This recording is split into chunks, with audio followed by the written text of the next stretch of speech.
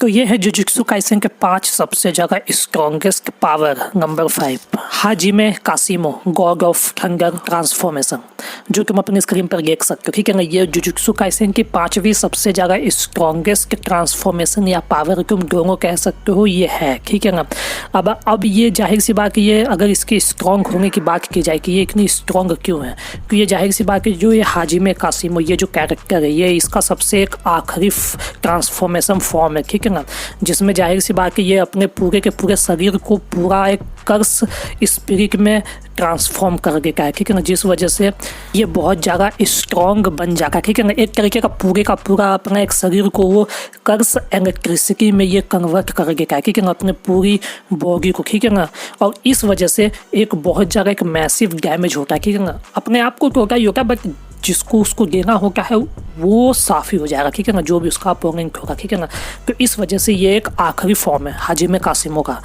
और ये बहुत ज़्यादा स्ट्रॉन्ग है। ठीक है ना, और जाहिर सी बात है ये जो फॉर्म है ये इसने फाइट किया का सुकुना के अगेंस्ट में। ठीक है ना, जो कि इसकी एक आखिरी और सबसे ज़्यादा स्ट्रॉन्गेस्ट पावर भी। ठीक है ना, ये वन टाइम पावर है। ठीक है ना, पर इसका डैमेज गॉग के तुम कह सकते हो गॉग के पैरामीटर्स का है, इस वजह से ये नंबर 5 पर होना डिजर्व करती है। ओके, सो नंबर 4 की बात की जाए तो नंबर 4 पर है केंजाकू कर्स स्पिरिट। जाहिर सी बात है केंजाकू आई थिंक जुजुत्सु काइसेन का गोजो और सुकुना के बाद तीसरा सबसे ज़्यादा जीनियस एनिमे कैरेक्टर है। ठीक है ना, इसमें कोई दो राय नहीं है, बहुत ज़्यादा स्मार्ट है। ठीक है, बट हाँ इसकी एक पावर है जो कि कर्स स्पिरिट टेक्निक, जो कि बहुत ज़्यादा स्ट्रॉन्ग इसकी पावर है, और इसी वजह से ये नंबर 4 पर है। ठीक है ना, अब जाहिर सी बात है इस पावर के बारे में बात की जाए तो इस पावर की खासियत ये है कि ये पावर एक साथ हजारों से ज़्यादा कर्स स्पिरिट को कंट्रोल कर सकती है। ठीक है ना, जो कि केंजाकू की एक पावर है। ठीक है ना, और जाहिर सी बात है और केंजाकू जाहिर सी बात के डोमेन एक्सपेंशन को भी यूज़ कर सकता है। ठीक है ना, हाँ गोजो और सुकुना के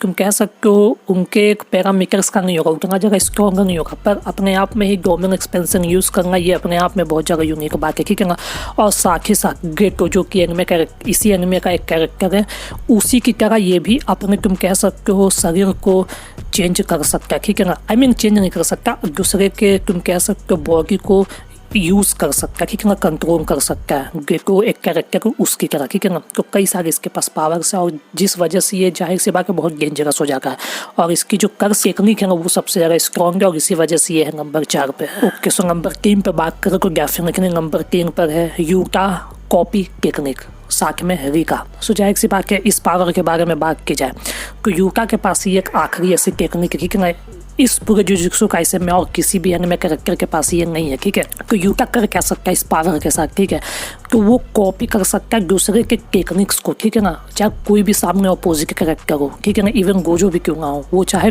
गोजो तक के टेक्निक्स को कॉपी करके खुद यूज़ कर सकता है, और ये जो कि बहुत ज़्यादा एक अनफेयर टेक्निक है, मतलब पॉजिटिव वे से कि ये कितना ज़्यादा एक स्ट्रॉन्ग पावर है। ठीक है ना, कि तुम किसी भी अपोजिट कैरेक्टर के पावर्स को कंट्रोल कर सकते हो। ठीक है ना, कॉपी कर सकते हो, खुद उसे यूज़ कर सकते हो। ठीक है ना, और इतना ही नहीं, जो मेन चीज़ है ये जो यूटा है, जो इसके पास सबसे तुम कह सकते हो मेन चीज़ है वो है रिका। रिका तुम देख सकते हो एक मैसिव क्रीचर है। ठीक है ना, जो कि पूरे एनिमे में सिर्फ इसी के पास है। ठीक है ना, और ये इतनी ज़्यादा स्ट्रॉन्ग है ना, ये बहुत स्ट्रॉन्ग है कर्स स्पिरिट, जो कि एक बैकअप है। ठीक है, इसी के साथ साथ इसके पास है यूटा यूटा के पास है रिका। ठीक है ना, रिका जो कि मॉन्स्टर क्रीचर है। ठीक है ना, वो है इसका बैकअप।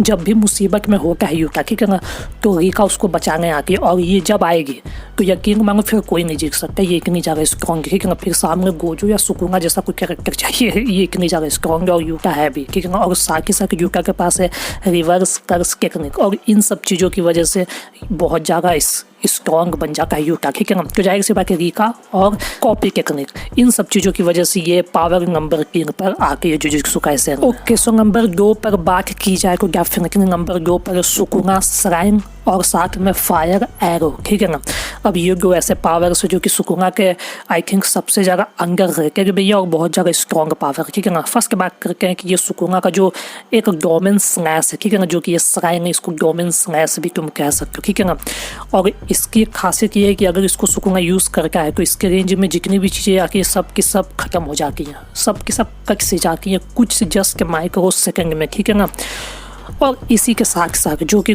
सुकुना की एक और पावर सबसे ज़्यादा फेमस है वो है फायर एरो। ठीक है ना, तुम अपनी स्क्रीन पर देख सकते हो ये एरो दिखने में बहुत छोटी दिखती है, पर अगर इसको सुकुना यूज़ करता है तो गोजो जैसा भी अपोनेंट के बहुत ज़्यादा डैमेज खाता है। ये इतनी ज़्यादा स्ट्रॉन्ग है, ठीक है ना, और जिस वजह से सुकुना का ये पावर नंबर 2 पर और बहुत ज़्यादा स्ट्रॉन्ग और बहुत ज़्यादा तुम कह सकते हो डेंजरस हो जाता है। ओके, सो नंबर 1 पर बात करें तो नंबर 1 पर डेफिनेटली गोजोस इनफाइनाइट और साथ में डोमेन एक्सपेंशन। ठीक है ना, अब वैसे तो गोजो और सुकुना दोनों के पास डोमेन एक्सपेंशन है, पर डोमेन एक्सपेंशन में सुकुना से भी ज़्यादा बेटर कहीं ना कि गोजो है। ठीक है, पर फर्स्ट बात करके हैं गोजो का इन्फिनिटी पावर के बारे में। ठीक है ना, फिर डोमेन एक्सपेंशन पे बात करके। सो गोजो के पास जैसा मैंने बताया इनफाइनाइट एक पावर, इनफाइनाइट वॉइड इस पावर का नाम है। ठीक है ना, इस वजह एक ये डिफेंस है आसान शब्द में बताओ, और इस वजह से गोजो को टच तक करना ईजी नहीं है। ठीक है ना, टच भी तुम नहीं कर सकते, उसको डैमेज देना तो दूर की बात है। ठीक है ना, ये एक तरीके का बहुत स्ट्रॉन्गेस्ट डिफेंस है,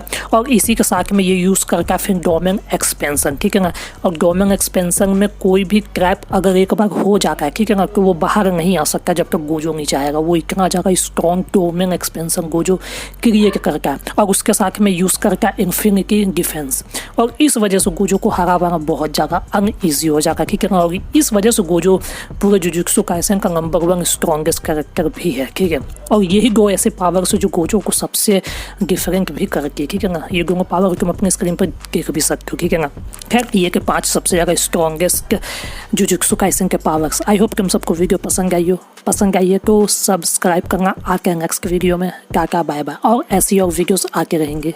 टाटा बाय बाय।